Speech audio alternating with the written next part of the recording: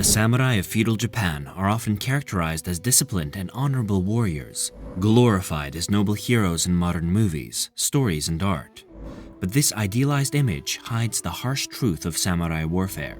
In reality, samurai battles were marked by extreme violence, cruelty, and a ruthless approach that spared no one. This look into the darker side of samurai warfare uncovers a world of merciless fighting, psychological torment, and grim realities. To understand the true nature of samurai warfare, we must remove the romanticized image. The samurai were primarily warriors, and their combat methods were inherently brutal. The battlefield was chaotic, with the main goal being to kill or be killed. There was little room for mercy or compassion. In samurai warfare, the concept of taking prisoners was almost non-existent. To the samurai, surrender was dishonorable, both for the one surrendering and the one accepting the surrender. Battles were fought to the death, and those captured could expect little mercy. Prisoners were often executed brutally, serving as a stark warning to others. This practice extended beyond enemy combatants. Even women and children were not spared. In the ruthless logic of war, annihilating the enemy meant ensuring no potential threats remained.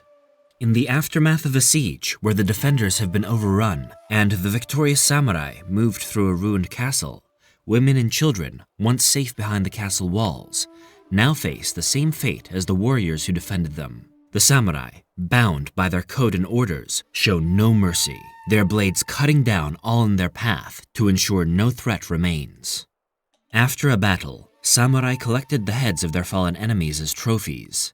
This gruesome practice was not only a way to count victories, but also served as a psychological weapon. Displaying the heads was meant to instill fear and demoralize enemies.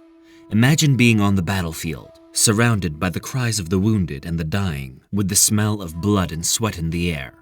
As the dust settles, the victors move among the dead and the dying, seeking out the severed heads of the enemy. The heads are carefully collected, washed, and perfumed, turning them into grim trophies of war. Living under the shadow of death was a constant reality for the samurai. Every battle brought the risk of injury or death, and the knowledge that failing to achieve victory could lead to disgrace or execution weighed heavily on their minds. The fear of dying a dishonorable death was a powerful motivator, driving many to acts of extreme bravery and brutality in the heat of battle. The samurai code of conduct, Bushido, demanded a level of mental and emotional strength that was difficult to maintain. Honor was paramount, and any failure to live up to the expectations of Bushido could result in a loss of status, disgrace, or even forced suicide, seppuku, that was practiced by samurai in feudal Japan as an honorable way to die, often to avoid disgrace or atone for failure. The ritual involved the samurai donning a white kimono and performing the act in a serene setting, typically with trusted witnesses present to ensure the dignity of the procedure. The samurai would use a short sword to make a deep, horizontal cut across the abdomen. A trusted friend or assistant, known as the kaishakunin, stood by to decapitate the samurai swiftly, minimizing prolonged suffering. This ritual was deeply rooted in the samurai code of Bushido, emphasizing loyalty, honor, and courage. The pressure to adhere to this strict code was immense, creating an environment where failure was not an option. This relentless pressure often led to a sense of isolation and a burden that was carried alone. Imagine the isolation of a samurai, sitting alone in a dimly lit room, contemplating the weight of his responsibilities, knowing that any misstep could lead to his disgrace or death. The pressure to perform, to uphold the honor of his family and his lord, is a constant presence, a burden that he must carry or die trying. Psychological warfare played a crucial role in samurai warfare. Samurai commanders would use various tactics to demoralize and break the spirit of their enemies. This included spreading false information, displaying the heads of captured soldiers, and launching surprise attacks to keep the enemy in a constant state of fear and anxiety. The constant state of fear and anxiety was especially present for those within a besieged castle, where failure to defend against an enemy's assault meant certain death. Siege warfare was a common aspect of samurai combat, and it brought its own unique horrors. Castles were the primary strongholds, and besieging them was a brutal and drawn-out process. Siege warfare often involved starvation, psychological warfare, and systematic destruction of the enemy's defenses. One of the most effective strategies in siege warfare was to cut off the supply lines of the besieged, leading to starvation and deprivation. This tactic aimed to weaken the defenders' resolve and force them to surrender. The sight of starving civilians, the cries of children suffering from hunger, and the desperation in the eyes of the defenders were common during sieges. Imagine the despair within the walls of a besieged castle, where food supplies have dwindled to nothing. The air is thick, and the smell of rot and decay, and the once proud defenders now lie weak and emaciated. Children cry out in hunger, their voices hoarse and frail, while their parents look on helplessly.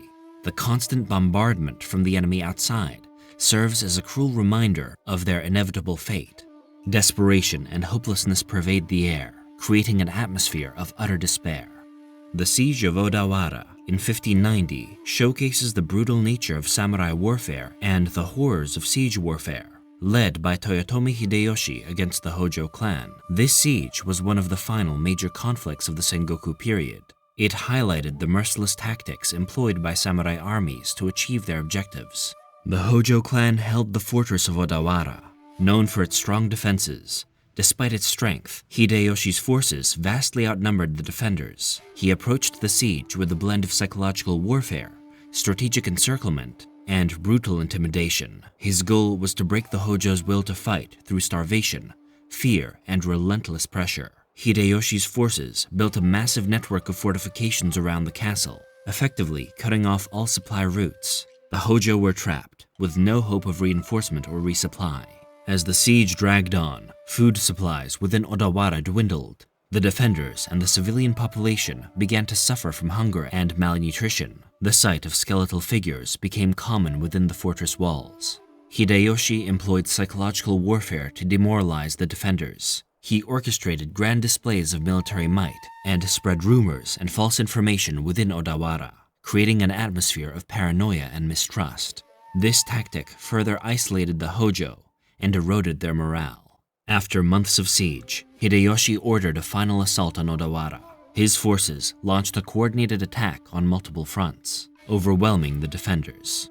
The samurai within the fortress fought bravely, but the disparity in numbers and exhaustion made their resistance futile. In the aftermath of the siege, the Hojo leaders were forced to surrender. Thousands were executed, their heads collected as trophies and displayed to signify Hideyoshi's victory. This gruesome display of power was intended to send a clear message to any remaining opponents. Resistance would be met with merciless retribution. The Siege of Odawara highlights the brutal realities of samurai warfare. The romanticized image of noble warriors often overlooks the darker aspects of their existence. Behind the myth of the noble samurai lies a history of brutality and relentless warfare, where the line between honor and cruelty was often blurred. With that, our look into the brutal reality of samurai warfare comes to an end.